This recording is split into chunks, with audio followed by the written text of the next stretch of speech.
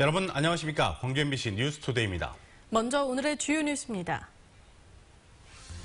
전일빌딩에 헬기 사격이 있었는지를 조사해온 광주시가 사격이 가해졌던 구체적인 시각과 치밀한 사전 계획 등이 드러났다고 밝혔습니다.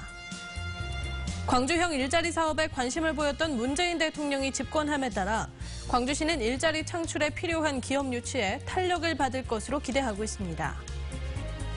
세월호 곳곳에서 사람의 것으로 보이는 뼈가 잇따라 발견돼 미수습자를 모두 찾을 수 있을지 관심이 쏠리고 있습니다.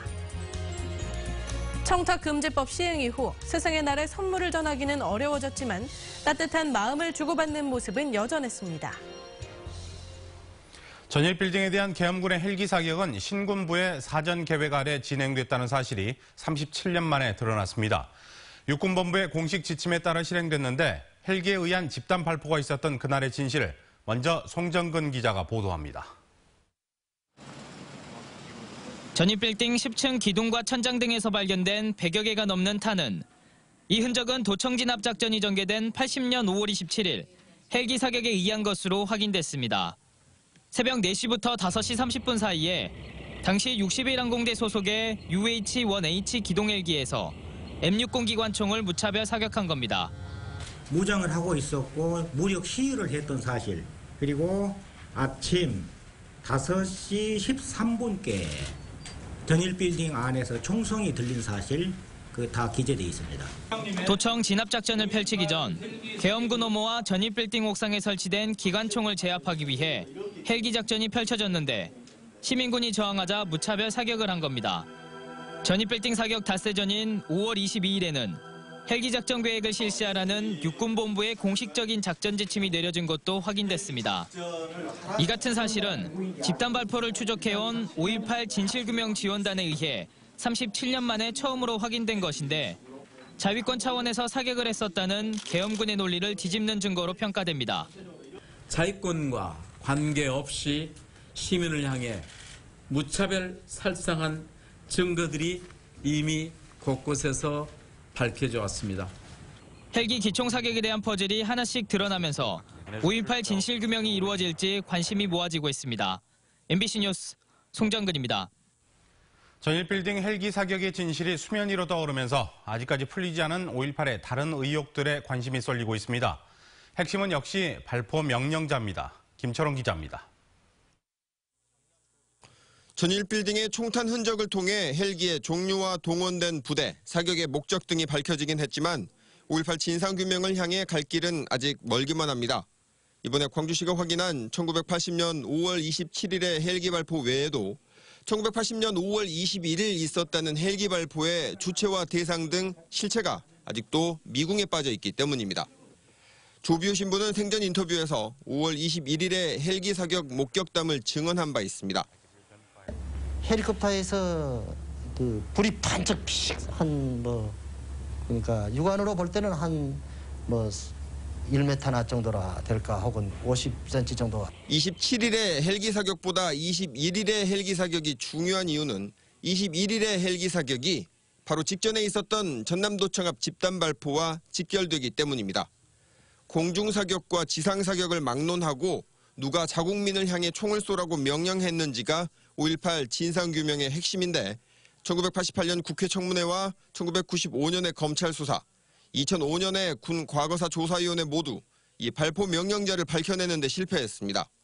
아무리 군인의 자기가 어려움이 닥친다 하더라도 명령이 없이는 총을 쏠 수 없습니다. 군인에 갔다 온 사람은 누구나 다 그걸 느끼고 있는 것인데, 문재인 정부가 5.18 의혹을 규명한 정부 차원의 백서를 내겠다고 약속한 가운데 이번에 광주시가 5.18 의혹의 퍼즐 한 조각을 밝혀낸 것을 토대로 새 정부가 퍼즐을 완성해낼 수 있을지 기대감이 커지고 있습니다. MBC 뉴스 김철원입니다. 오늘도 맑고 파란 하늘 보실 수 있겠습니다. 온난한 바람이 불면서 따뜻한 봄 날씨가 예상되는데요. 오늘 광주의 낮 최고 기온은 24도로 어제보다 1도가량 높겠습니다. 기온이 점차 더 오르면서 주 후반에는 초여름 더위가 찾아오겠는데요. 목요일에는 28도, 주말에는 29도까지 오르겠습니다. 요 며칠 사이 기온 변화가 크니까 건강관리 잘 해주셔야겠습니다. 당분간 새벽부터 아침 사이에는 안개가 많이 끼겠습니다. 현재도 내륙 곳곳에 안개가 자욱하니까요. 교통안전에 신경 쓰셔야겠습니다. 또 오늘 대기 흐름은 원활합니다. 미세먼지 농도 보통 수준 유지하겠는데요. 다만 밤에는 일시적으로 미세먼지 농도가 짙어질 가능성이 있겠습니다. 내일도 공기질이 좋지 않으니까 미리 황사용 마스크 챙기시기 바랍니다. 현재 기온 보시면 광주 11.7도를 비롯해 영광이 9.3도, 담양 8도 등 대부분 지역 아침에는 쌀쌀하게 출발하고 있습니다. 낮 기온은 장성이 22도, 담양과 화순 23도로 예상됩니다. 대부분 지역 어제와 비슷하거나 1도가량 높겠습니다. 곡성이 22도, 구례와 보성 23도로 평년과 비슷한 기온 예상됩니다. 날씨였습니다. 광주형 일자리 사업은 연봉 4천만 원대의 적정 임금을 통해 대기업 투자를 유치하고 일자리도 늘린다는 내용이 핵심입니다. 아직까지는 뚜렷한 성과를 내지는 못했는데 광주시는 새 정부의 역할에 큰 기대를 걸고 있습니다. 윤근수 기자입니다. 문재인 대통령의 첫 번째 대선 공약은 일자리 확대. 취임 이후 첫 번째 업무 지시도 일자리위원회 구성이었습니다. 그만큼 일자리에 대한 의지가 강합니다. 광주형 일자리에도 관심을 보여왔습니다. 당대표 시절에는 국회에서 토론회를 열었고 대선 후보 때는 광주형 일자리 성공 모델을 만들어서 전국으로 확산시키겠다고 공약했습니다. 오늘 광주가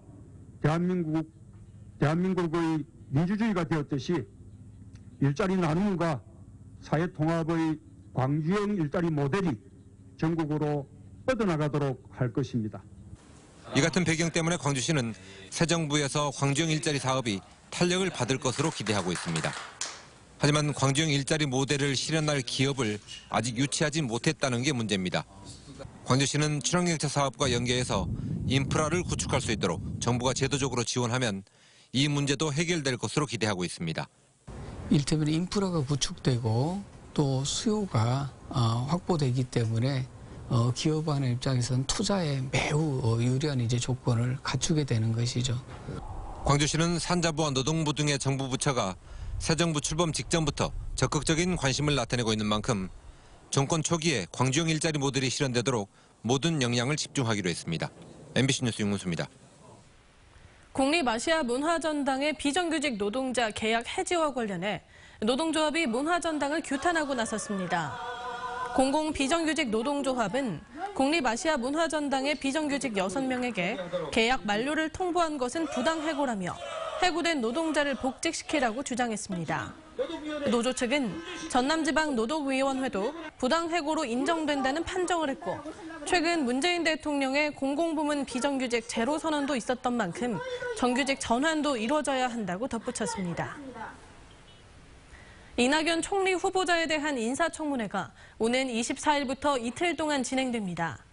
정세균 국회의장과 4당 원내대표들은 오는 24일과 25일 이 후보자에 대한 인사청문회를 실시한 뒤 31일 총리 후보 인준안을 표결하기로 합의했습니다. 인사청문회 청문위원은 더불어민주당과 자유한국당이 각각 5명, 국민의당 2명, 바른정당 1명 등 모두 13명입니다. 미수습자로 추정되는 비교적 온전한 유해가 수습된 데 이어 세월호 곳곳에서 사람의 것으로 보이는 뼈가 발견되고 있습니다. 객실과 화장실 등 5곳에서 따로 발견되고 있는 만큼 미수습자를 모두 찾을 수 있을지 관심이 가고 있습니다. 김진선 기자입니다.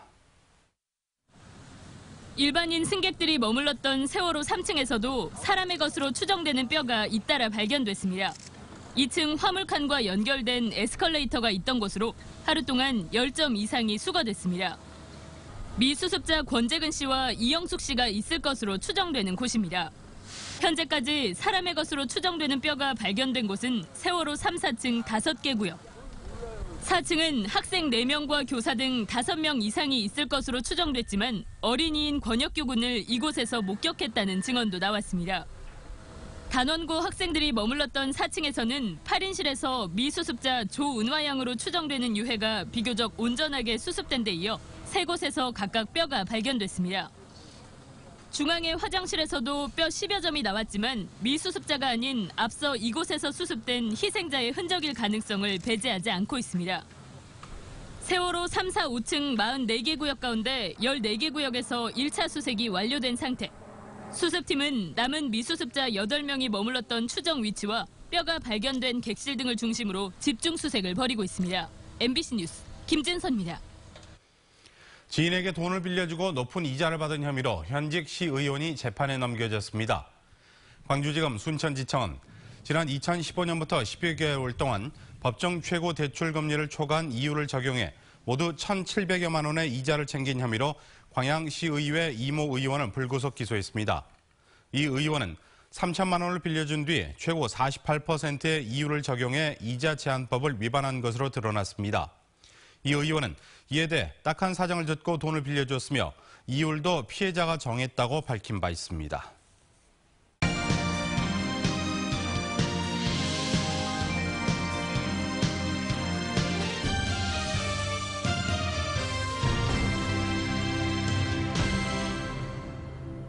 선생님께 감사의 마음을 전하는 스승의 날, 바로 어제였죠. 청탁금지법 때문에 꽃이나 선물을 전하는 것도 쉽지 않게 됐는데요. 화려한 선물 없이도 선생님과 제자가 따뜻한 마음을 나누는 방법은 많았습니다. 이미지 뉴스 리포터가 전해드립니다. 240여 명의 전교생이 양말을 벗고 학교 운동장에 모여 앉았습니다. 곧이어 꽃물을 들고 온 선생님이 무릎을 꿇고 학생들의 발을 씻겨줍니다.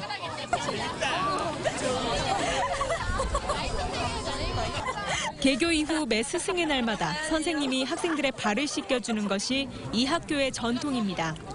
낮은 자세에서 주변 사람들을 배려하고 챙기는 마음을 선생님이 몸소 보여주기 위해서입니다. 돌보고 배려하고 또 나누고 베풀고 하는 그런 마음을 가지고 우리가 살자. 이게 우리 학교의 캐치프레이즈고 또 제 마음도 같은 것 같습니다. 학생들도 사랑의 편지와 포옹을 건네는 선생님의 발을 씻겨드리며 감사의 마음을 전합니다. 쌤이 제 발을 씻어준다는 게 약간 죄송스럽기도 하고 고마운 마음이 크죠.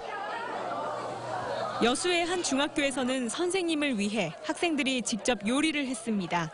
서툰 솜씨지만 고마움이 듬뿍 담긴 음식을 맛보며 선생님들의 얼굴에는 웃음꽃이 폈습니다. 편지랑 또 학생회에서 이렇게 같이 꽃이랑 이렇게 대접을 해주니까 또 너무 행복하고 기뻐요.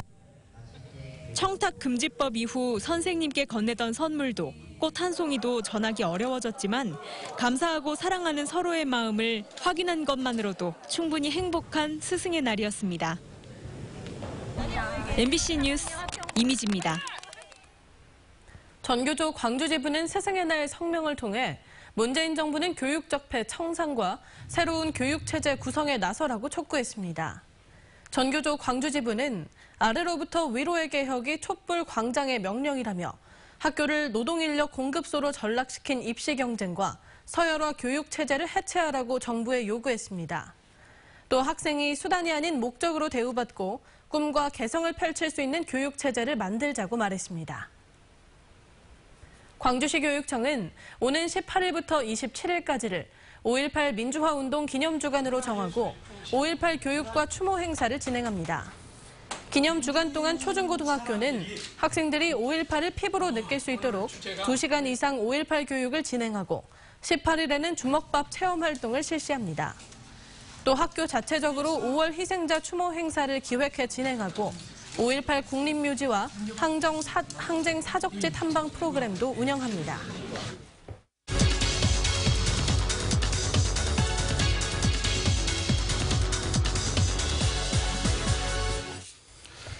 (22년간) 호남의 문화예술을 알리고 전통문화의 우수성을 담아온 문화예술 잡지 대동문화가 100호를 맞이했습니다.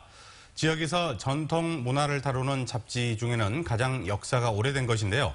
대동문화 조상열 대표 모시고 100호 발행에 대한 소감과 앞으로의 계획에 대해서 이야기 나눠보도록 하겠습니다. 어서 나십시오. 안녕하세요. 네, 좋은 대동문화가 어떤 잡지인지 먼저 소개를 부탁드리겠습니다. 네, 대동문화 잡지는 95년도, 지금부터 22년 전입니다만은 저희 단체는 문화유산 답사 단체로 출범을 했거든요. 그때보다 이제 답사를 가는 지역마다 그 지역에 있는 역사 문화 자료들을 모아서 한 권의 책으로 내게 됐는데 초기에는 대동문화라 이름하지 않고 역사의 숨결 따라 이런 식으로 발간을 하면서 개간으로 이렇게 쭉 발간을 해왔었어요. 이제 그러던 도중에 10여 년 전에 우리 광주의 대표적인 문화 잡지들, 금호문화라든지 이런 잡지들이 있었는데 이런 것들이 이제 폐간 또는 중단되는 과정이 있었어요. 이때 많은 이제 광주의 이 지역의 사람들이 대동문화 잡지가 좀 그런 지역의 전통문화를 담아내는 그런 구실을 했으면 좋겠다. 그런 바람에 의해서 오늘날 문화잡지로 발전을 해왔다고 볼 수 있겠습니다. 네, 100호까지 발행하면서 우여곡절도 많았을 것 같은데요. 100호를 발행한 소감 한 말씀 부탁드립니다. 네, 책 한 권 한 권 낼 때마다 그 출산의 고통이라 할 만큼 사실은 굉장히 힘이 듭니다. 저희들이 이제 적은 인원과 또 조직을 가지고 이걸 발간하고 있는데 뭐 취재에서부터 또는 뭐 여러 가지 그 광고 유치라든지 이런 것들이 굉장히 이제 힘이 드는데 책 한 권을 낸다라는 거 굉장히 또 뿌듯한 보람도 있지만은 많은 애독자와 또 후원해주는 메세나 그런 그룹에 의해서 이 책을 또 발간해내고 있고 그다음에 이제 이것을 발간을 해서 널리 이제 발송을 하거든요. 그래서 전국에 있는 많은 독자들한테 발송을 하는데 이 지역의 문화를 실어 나른다는 데서 굉장히 의의가 있다고 생각을 합니다. 예. 특히 이제 저희들이 잡지를 만들 때에 보통 70%를 호남 지역의 소재를 중심으로 하고 30%를 뭐 서울, 경기, 뭐 경상도 지역의 이제 전국의 이제 소재거리를 다루고 있거든요. 그래서 고루고루 전통 문화를 다루고 있다 이렇게 보면은 굉장히 의미가 있는 잡지라고 생각을 합니다. 네, 100호 특집에는 어떤 내용이 담겨져 있는지 소개를 해주시죠. 100이라는 숫자가 주는 의미가 있지 않겠습니까? 네. 그래서 이 100호 특집에는 뭐 전남의 인물백선 또는 전남의 보물백선 또는 뭐 100년 전에 태어나서 100살까지 사는 문화예술인 또는 뭐 100년 전통을 지켜오고 있는 것들 이제 100자를 가지고 특집을 해왔었어요. 그러니까 저희 잡지 특징이 매 호마다 어떤 이슈가 있는 특집을 해왔었거든요. 예를 들어서 뭐 한국 역사에 대해서 이슈가 되고 있다. 그러면은 한국의 재발견이라는 것을 주제로 특집을 한다든지 뭐 이런 계속 그런 것을 다루고 왔기 때문에 나름대로 지방에서 만든 잡지로서는 가치가 있다 이렇게 생각을 하고요. 특히 그 우리나라에서 한 2천여 개의 잡지가 발간되고 있어요. 그런데 지역에서 그다음에 문화 잡지로 전통문화로 발간되고 있는 잡지는 한 20여 종류가 되지 않습니다. 그중에서 이런 대동문화가 20년 넘게 발간되고 있다는 것은 나름대로 굉장히 의미가 있다라고 이제 생각을 합니다. 네, 잡지 발간 외에도 전통문화 교육 같은 다양한 활동을 하고 있는 것으로 알고 있는데 소개 부탁드립니다. 네. 그 저희들이 하고 있는 것 중에 하나가 이제 이 문화대학을 운영하고 있는데요. 이 빛고울 문화대학이라 해가지고 인문학 강좌를 하고 있어요. 네. 그래서 광주 시민들 또 이 전남권에 있는 시민들을 중심으로 해서 이 문화대학을 계속 개강을 하고 있는데 오늘 저녁부터 서구청 대강당에서 개강을 합니다. 여기는 임동창 피아니스트라든지 안도현 시인이라든지 뭐 사세 교수님이라든지 이런 분들이 오셔가지고 일주일에 한 번씩 매주 화요일 날 저녁 7시부터 인문학 개강을 합니다. 많은 관심 있는 분들이 우리 인문학에 목마른 사람들이 이 강좌를 들었으면 하는 바람입니다. 네, 향연이라고 글씨가 또렷하게 써져 있군요. 예, 앞으로 대동문화에서 집중하고 싶은 분야 혹은 또 계획이 있으시면 말씀을 해주시죠.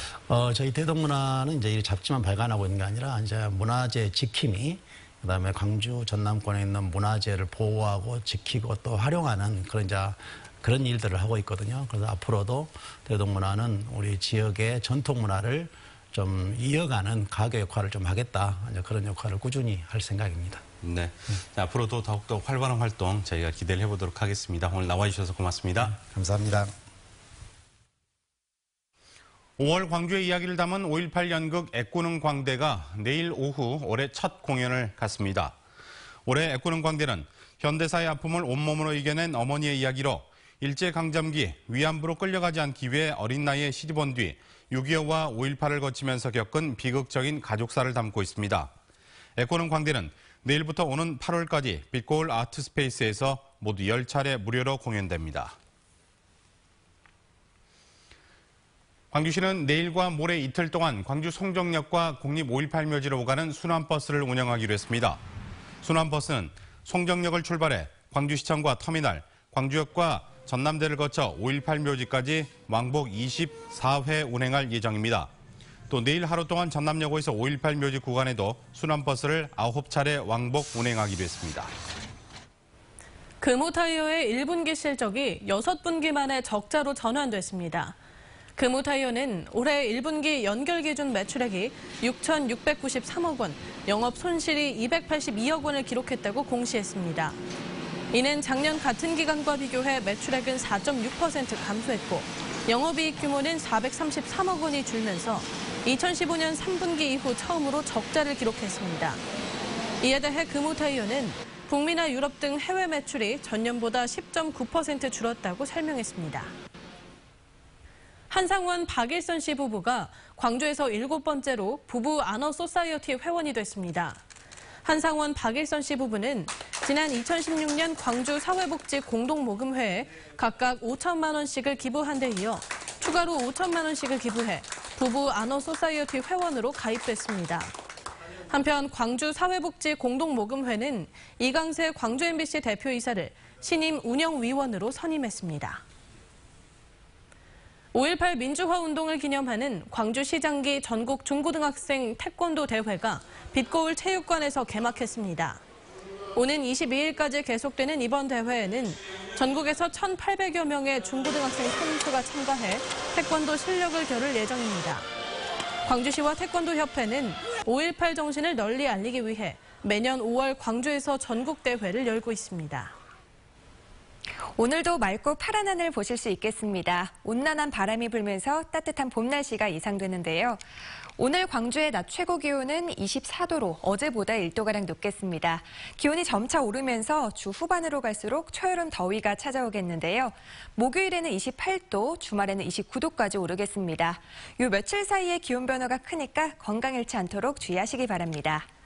당분간 새벽부터 아침 사이에는 안개가 많이 끼겠습니다. 현재도 내륙 곳곳에 안개가 짙으니까요. 교통안전에 주의하셔야겠습니다. 또 오늘도 대기 흐름은 원활한데요. 우리 지역 미세먼지 농도 보통 수준 유지하겠습니다. 다만 밤에는 미세먼지가 일시적으로 짙어질 가능성이 있겠고 내일부터는 공기질이 좋지 않겠습니다. 황사용 마스크 미리 준비하셔야겠습니다. 현재 기온 보시면 광주 11.7도를 비롯해 장성이 8.8도, 담양이 8도로 대부분 지역 아침에는 쌀쌀하게 출발하고 있습니다. 낮 기온은 영광과 장성 22도, 담양과 화순 23도로 예상됩니다. 대부분 지역 어제와 비슷하거나 1도가량 높겠습니다. 곡성이 22도, 구례와 보성 23도로 평년과 비슷한 기온 보이겠습니다. 전 해상에서는 1m 안팎으로 물결이 낮게 일겠고요. 내일과 모레 서해 남부 해상을 중심으로는 안개가 짙게 끼겠습니다. 당분간 비 소식 없이 맑은 날씨는 이어지겠습니다. 낮 기온이 오르면서 일교차가 더욱 벌어질 것으로 예상됩니다. 날씨였습니다.